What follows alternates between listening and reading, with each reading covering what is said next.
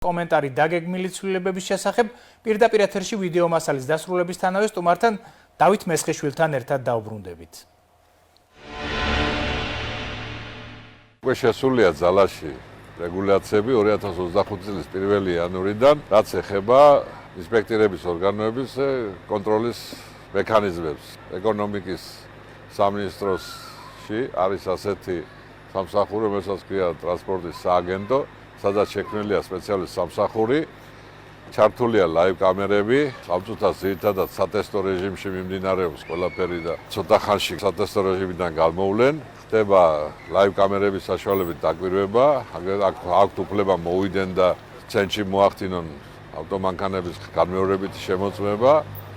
ასევე გამკაცრებულია სანქციები დარღვევებზე 500 ლარი, 2000 ლარი და 5000 ლარიანი ჯარიმა შეიძლება რომ გამოეწეროს ინსპექტორების ორგანოს. წინასწარ ვიყავით ინფორმირებული, ეს კანონი პარლამენტმა შარშან ზაფხულში მიიღო და ახლა შევიდა ძალაში.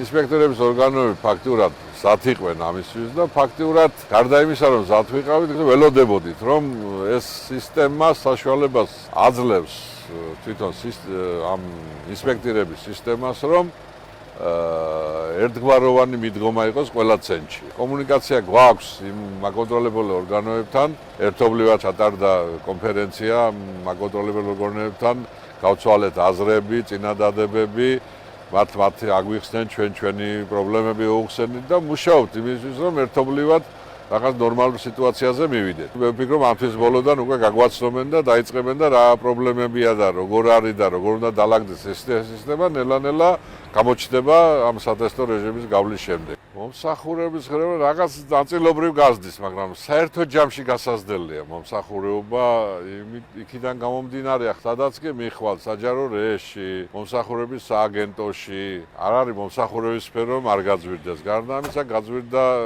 ელექტროენერგია, ყველაფერი ფაქტურად მომსახურების სფერო ყველაფერი გაძვირებულია.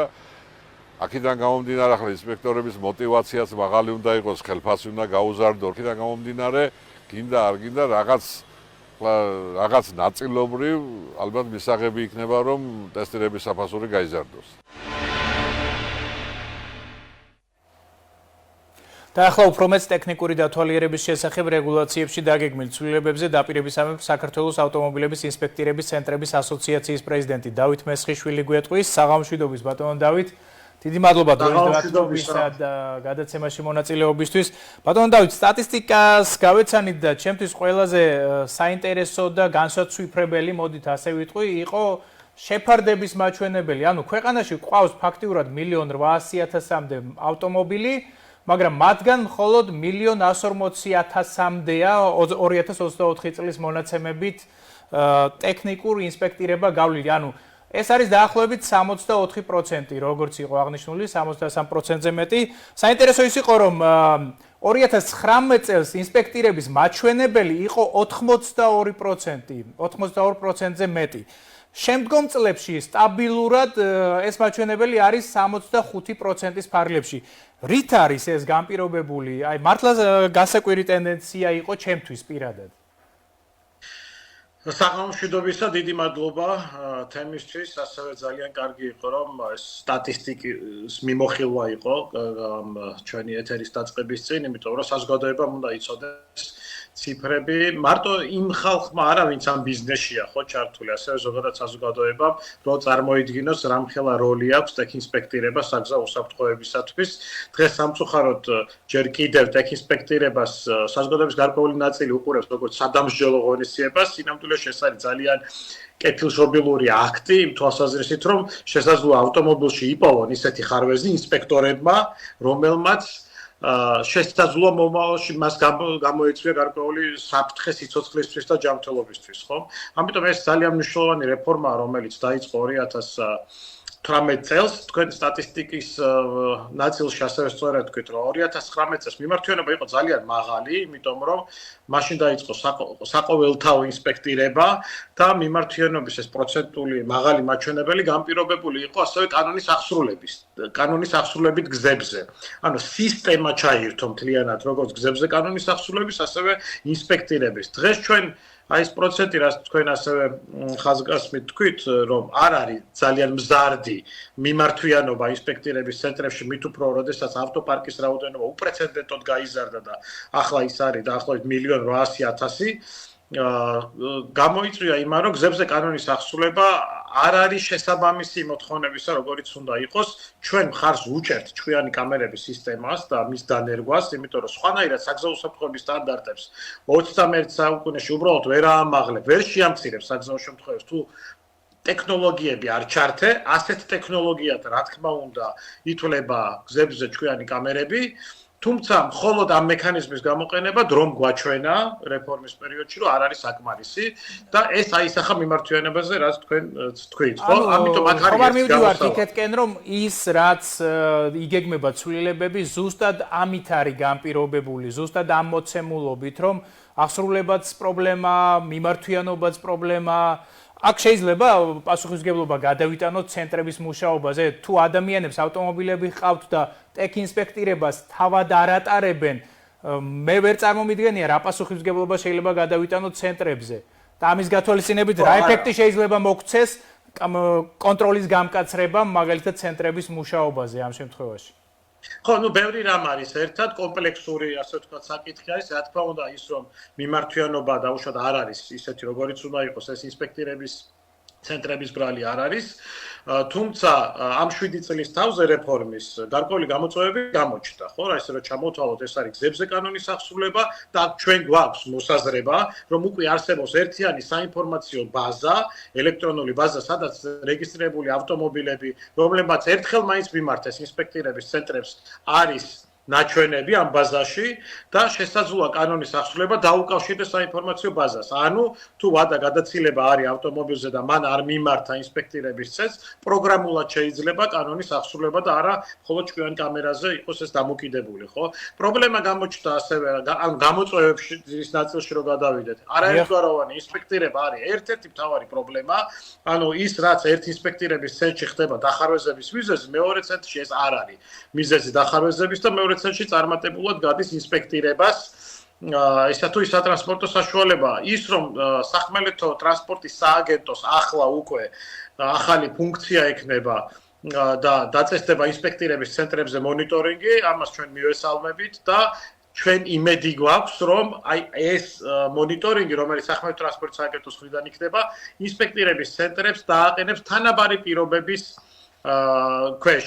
და აი მაგალითად ჩვენ გვაქვს აჭარას კიდევ აქვს თავისი კერძო, ასე ვიტყოდი, ინდივიდუალური პრობლემები, მაგალითად ინსპექტირებასთან მიმართებაში, იმიტომ რომ ხულოს შუახევს ქედას ინსპექტირება როგორც მომსახურება არ მიეწოდება. ამ სფეროში მოძრავი ხაზი ფლობის. დიახ, ამასთან დაკავშირებით ჩვენ ინფორმირებაც მოახდინეს, რომ იმ ცენტრის გადმოტანა მოხდა ქალაქის სხვა ნაწილში, რომელიც ტერიტორიულად უფრო მეტად ახლოს იქნებოდა მაღალმთიანი აჭარის, ესე ვთქვათ, მძღოლებისთვის ხელმისაწვდომად. ეს ქმნის პრობლემას რეალურად? არა, ეს სამწუხაროდ არ არის ასე. ბათუმის ცენტრში განთავსდა მოძრავი ხაზი ნაცვლად შუახევის ქედის და თუნდაც იგივე ხულოს ნაცვლად ეს ინსპექტირების მოძრავი ხაზი ჩამოვიდა მოქმედ ინსპექტირების ცენტრთან, ეს გრინვეის ინსპექტირების ხაზია საუბარი, დარჩა ამ მომსახურების გარეშე მთიანი მუნიციპალიტეტები, მე ამიტომ მინდა ადგილობრივ ხელისუფლებასაც ვთხოვო, რომ უამრავი მძღოლი მჯარიმდება იმის გამო, რომ მათ ინსპექტირება არ მიეწოდებათ რაიონებში და ცოტა არ იყოს არ გამოდის მორალურად გამართლებული, რომ სერვისი არ მიეწოდება და ამის გამო მძღოლები ჯარიმდებიან. კარგი იქნებოდა, რომ იგივე გრინვეის მეტი პასუხისმგებლობა გამოეჩინა და მათ შორის ბათუმის ხელისუფლებამ მე ესე ვიცი, მერია იგულისხმება ხამ შემთხვევაში დააჯარიმა ეს მოძრავი ხაზი იმის გამო, რომ ის განთავსებული არის ისეთ ტერიტორიაზე, რომელიც არღვევს უსაფრთხოების სტანდარტებს. ხო, ანუ ის კომპანია, რომელიც უნდა იცავდეს უსაფრთხოებას, თავად არის უსაფრთხოების დამრღვევი ამ შემთხვევაში. ამიტომ ჩვენ ასევე მივმართავთ, რა თქმა უნდა, ეკონომიკის სამინისტროს, მათთან მჭიდრო თანამშრომლობა გვაქვს. ჩვენ გვინდა, რომ პირველი ხო ამოცანა რა არის? თუ ჩვენ ვითხოვთ დაჯარიმებას თუ ადმინისტრირებას თუ მკაცრ, ასე ვთქვათ, აღსრულებას, პირველ რიგში სერვისი უნდა იყოს მიწოდებული და როცა სერვისი არ მიეწოდებათ, ეს არის დავით, ეს ესე ვთქვათ წილი, ესე ვთქვათ, ინსპექტირებული მანქანებისა, ამასთანაც ხომ არ არის დაკავშირებული, რომ მცირეა და ვერ ფარავს დიდ ნაწილს ავტომობილებისას.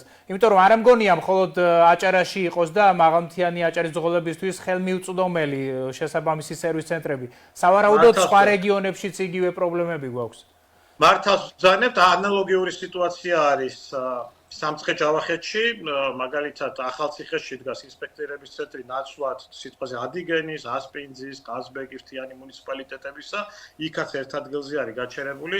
სამწუხაროდ ეს არის ჩემი აზრით მარკეტინგული ნაბიჯები, რომელსაც დაუშვათ იგივე კომპანია აკეთებს, მაგრამ საკმაოდ სოციალურად უპასუხისმგებლო, იმიტომ რომ ეს ადამიანები ჯარიმდებიან იმის გამო, რომ მათ მომსახურება არ მიეწოდებათ და ისედაც, არ არის სწორი, რომ მოქმედ ინსპექტირების ცენტრებს ართმევდა კლიენტს, ხო, ამ დანიშნულებით ხდება ეს და ეს ამას უნდა მიექცეს ყურადღება, იმიტომ რომ მთლიანად სისტემა ზიანდება, ამიტომ მე მაქვს იმედი, რა თქმა უნდა, მათ შორის შესაბამის სახელმწიფო სტრუქტურების, რომ ამაზე რეაგირება მოხდება. ბათუმის მერიამ ამაზე მკვეთრი და მკაცრი რეაგირება უკვე მოახდინა, რაც იყო სწორი. თუმცა მიმართვიანობაზე აი თქვენ რაზეც ამახვილებთ კიდევ ყურადღებას, მნიშვნელოვანი ასევე ცნობიერების კამპანიებით, რომელიც ამ ეტაპზე არ წარმოებს, მაგრამ აქვე მინდა გითხრათ, რომ საგზაო უსაფრთხოების დეპარტამენტთან ერთად, მის ხელმძღვანელობასთან ერთად იგეგმება კამპანია, რომელიც დაუკავშირდება ტექინსპექტირების ცნობიერების ამაღლებას და კიდევ ერთხელ მინდა ხაზგასმით თქვა, რომ ტექინსპექტირება ეს არ არის სადამსჯელო ღონისძიება, ეს არის ღონისძიება, სადაც შეიძლება ნახონ ისეთი ხარვეზი, რომელმაც გამოიწვიოს ადამიანის სიცოცხლის მოსპობაც კი, ხო? და არ არის აუცილებელი, რომ ყველა მძღოლი ერკვეოდეს ტრანსპორტის ინჟინერიაში ბოლომდე. ჩვენ სტატისტიკური მაჩვენებლები გვეუბნება, რომ არ გადაჭრილა ტექინსპექტირების ამოქმედების შემდგომ ეს საგზაო უსაფრთხოების პრობლემა. მაინც მაღალია ავარიების შემთხვევები, სამწუხაროდ და დაღუპვის შემთხვევები ჩვენს ქვეყანაში. კარგი კითხვა, ფირუზ, აქ ჩვენ გვაქვს ესეთი სტატისტიკაც, რომ 2000 მას შემდეგ რაც რეფორმა დაიწყო 2018 წლიდან, მაგალითად თუ ავიღებთ ჩვენ 2016 წელს დაღუპულების და დაშავებულების რაოდენობას, ხაზგასმით ვამბობ დაღუპულების და დაშავებულების რაოდენობას 2024 წლის მონაცემებს თუ შევადარებთ 27%-ით იყო დაღუპულების და დაშავებულების რაოდენობა. შესაძლოა ეს ერთ-ერთი ასე ვთქვათ დაკავშირება, ესე პირდაპირ კორელაცია ჩვენს არ გვაქვს ესეთი, მაგრამ დაკავშირება ტექინსპექტირების რეფორმასთან შეიძლება და სხვა ცვლილებებთანაც, რომელიც ბოლო წლებში სფეროში გატარდა, საგან გაშუა კვლავ ეს სტატისტიკური მონაცემი, ეს არ შეიძლება კმაყოფილების საფუძვლად იქცეს, ხო, 454 დაღუპული ადამიანი, რომელიც აღემატება საშუალო ევროპულ მაჩვენებას 3-4-ჯერ. ეს შეიძლება იქცეს კმაყოფილების საგნად, თუმცა მაგალითად იგივე 2015 წელს დაახლოებით 600 ადამიანი დაიღუპა, სანამ რეფორმა დაიწყებოდა. ასევე არსებობს გაეროს ეკონომიკური კომისიის კვლევები, რომელიც ამბობს, რომ დაღუპულების და დაშავებულების რაოდენობა ტექნიკურად გაუმართა ავტოსატრანსპორტო საშუალებებზე მოდის დაახლოებით 25%-ით განვითარებად ქვეყნებში. როგორშიც შედის, ხო, საქართველო. ამიტომ სტატისტიკა ტექნიკურ გაუმართავობასა და გამართულობასთან ესეთ შესაბამისობაში ჩვენ ზუსტი სტატისტიკა შესაძლოა ამ შემთხვევაში არ გვაქვს, მაგრამ გვაქვს შემცირება დაღუპულების და დაშავებულების რეფორმის დაწყების შემდეგ. გასაგებია დავით და ცვლილებები, რომელსაც ელოდები თქვენ გამკაცრების შემდგომ, რეგულაციების გამკაცრების და კონტროლის გამკაცრების შემდგომ. ტექინსპექტირების ცენტრებში ამბობენ, რომ არ არის გამორიცხული ფასების ზრდა. ხომ არ ფიქრობთ, რომ ამან შესაძლოა კიდევ უფრო შეამციროს ხელმისაწვდომობა ტექნიკური, ესე ვთქვათ, დათვალიერებისა, ძღოლებთან მიმართებაში მათ გაუძვირდებათ მომსახურება ბუნებრივია, ხომ არ იმოქმედებს ეს და ზოგადად როგორია თქვენი მოლოდინები? შეძლებს ეს კონტროლის გამკაცრება ვითარების გამოსწორებას? და დავასრულოთ. კვარიატში შედგა ძალიან კარგი კონფერენცია, კვარიატმა უმასპინძლა ძალიან კარგი კონფერენცია, სადაც ტექინსპექტირების ცენტრების წარმომადგენლები იყვნენ, სახმელეთო ტრანსპორტის სააგენტოს, აკრედიტაციის, სახელმწიფო სტრუქტურების წარმომადგენლები, მოკლედ რომ ვთქვათ, ასევე არასამთავრობო ორგანიზაციები და იქ ყველამ თქვა თავის სათქმელი ღიად. ინსპექტირების ცენტრებმა თქვეს რომ მათი შემოსავალი დღეს და ის საფასური, რომელიც ინსპექტირებაზეა დაწესებული, ვეღარ პასუხობს იმ გამოწვევებს, რომელიც მათ წინაშე დგას. პირველი, ეს არის ტექნიკური აღჭურვა, შენობა-ნაგებობის ექსპლუატაცია და მისი შენახვა, ხო, ყველაფერი ეს გარკვეულ თანხებთან არის დაკავშირებული. ის დანახარჯები გაიზარდა ხო რეფორმის დაწყების შემდეგ 7 წელი გავიდა, ყველაფერი გაძვირდა, სერვისები გაძვირდა, ტექნიკა აღჭურვა გაძვირდა, ასევე ავტომობილთან დაკავშირებული სხვა სერვისებიც გაძვირდა და ინსპექტორის ხელფასი სამწუხაროდ ძალიან მცირედით გაიზარდა, ხო? თავარი ერთი პრობლემა, რომელიც ინსპექტირების ცენტრების მხრიდანაც დადგა, არის კვალიფიციური კადრის გადინება ინსპექტირების ცენტრებიდან, რაც ძალიან ცუდია, იმიტომ რომ ინსპექტორად რო იქცეს ადამიანი სრულფასოვანი, მთელი შრომა არის იქ ჩასადები და მთელი დანახარჯებია, ხო, ეს პროცესი, იმიტომ რომ სწავლებაა, ტრენინგია, გამოცდა და ასე შემდეგ და ასე შემდეგ. ამიტომ ხელფასის ზრდა ერთ-ერთი მთავარი ამოცანაა დღეს ინსპექტორისთვის, ვინაიდან ეს მაინც მაღალი რისკის სპეციალობაა, ჯერ ერთი ჯანმრთელობის თვალსაზრისით, ინსპექტორის არსებობს პროფესიული დაავადებები და მეორე მხრივ, როცა კორუფციაზეა ხოლმე ლაპარაკი, რა თქმა უნდა, ინსპექტორს უნდა ქონდეს ერთ-ერთი ყველაზე მაღალი შემოსავალი. რაც ამ შემოსავლით, რაც ინსპექტირების ცენტრს დღეს აქვს, არის შეუძლებელი. ეს ინფორმაცია შესაბამის სტრუქტურებს აქვთ. ჩვენ კვარიათის კონფერენციის შეჯამებული, ასე ვთქვათ, ვერსიას როგ დოკუმენტის სახით ვაკეთებთ და ვუგზავნით ეკონომიკის სამინისტროს. აქ ასევე იყო საუბარი ამ კონფერენციაზე ზოგადად კანონის აღსრულების მექანიზმების დახვეწაზე, ლავროვ თქვათ, იგივე მიმართვიანობა არის გამოსასწორებელი და ინსპექტორთა უფლებების დაცვაზეც. ხო, იმიტომ რომ თუ იზრდება სიმკაცრე, ანუ მონიტორინგი ნიშნავს სიმკაცრის გაზრდას და ამას ჩვენ მივესალმებით ინსპექტირების ცენტრებზე, ხო, რაც იგეგმება, კი არა და უკვე სატესტო რეჟიმია, სახმელეთო ტრანსპორტის სააგენტო განახორციელებს მონიტორინგს ინსპექტირების ცენტრებზე. ეს ნიშნავს იმას, რომ ინსპექტირების ცენტრებში უნდა იყოს ერთგვაროვანი მიდგომა ინსპექტირების შეფასებისას, ინსპექტირების ცენტრებში უნდა იყოს კვალიფიციური ინსპექტორი და ყველა ცენტრი კანონის წინაშე უნდა იყოს თანაბრად. მიუხედავად იმისა, ესა თუ ის კომპანია უფრო ასე ვიტყოდი, შეძლებულია თუ ნაკლებ, ხო? ანუ პატარა ცენტრიც და დიდი ცენტრიც და ან ქსელი და პატარა ცენტრებს კანონის წინაშე ყველა უნდა იყოს თანაბარი. და ერთი სიტყვით რომ შევაჯამოთ, თქვენ ელოდებით რომ ეს მიდგომები გამოასწორებს სიტუაციას, გაქვთ ამის მოლოდინი?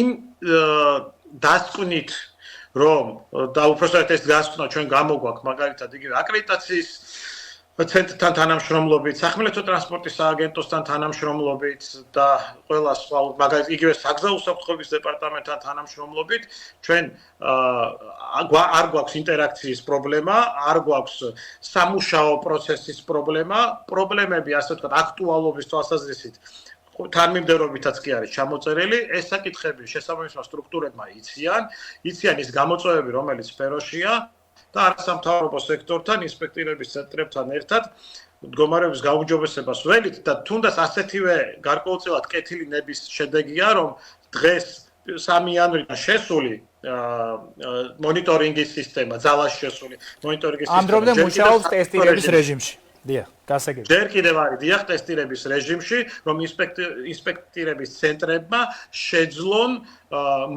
მორგება კანონთან, მოიყვანონ თავის სამუშაო პროცესი კანონთან შესაბამისობაში. გასაგებია, ძალიან დიდი მადლობა. ეს დავით მესხიშვილი გახლდათ საქართველოს ავტომობილების ინსპექტირების ცენტრების ასოციაციის პრეზიდენტი.